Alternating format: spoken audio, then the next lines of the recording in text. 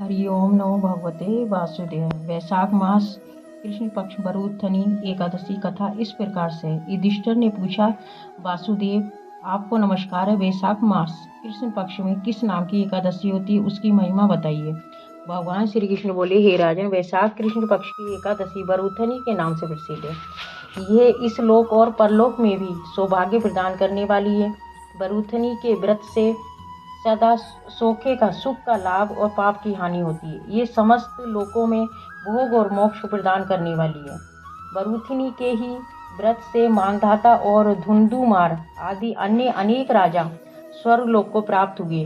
जो 10,000 वर्षों तक तपस्या करता है, उसके समान ही फल बरूथिनी के व्रत से भी मनुष्य प्राप्त कर लेता है। ये निरपश्रेष्ठ, घोड़े के दान से हाथी का दान श्रेष्ठ है। भूमि दान से उससे भी बड़ा है। भूमि दान से भी अधिक महत्व तिल दान का।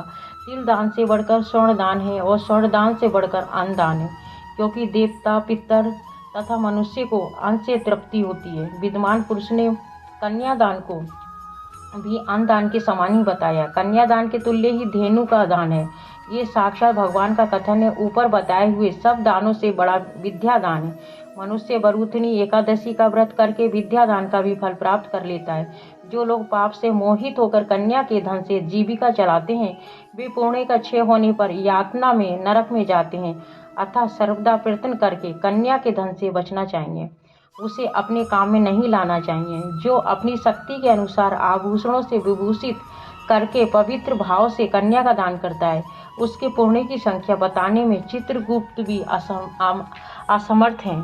बरूथिनी एकादशी करके भी मनुष्य उसी के समान फल प्राप्त करता है। व्रत करने वाला वैष्णव पुरुष दशमी तिथि को काश, उड़द, मसूर, चना, कोदो, साग, मधु, दूसरे का अन्न, 2 बार भोजन तथा मैथुन, इन 10 वस्तुओं का परित्याग कर दे। एकादशी को जुआ खेलना, नींद लेना, पान खाना, दातुन करना, दूसरे की निंदा करना, चुगली खाना, चोरी, हिंसा, मैथुन, क्रोध तथा असत्य भाषण, इन 11 बातों का त्याग दे।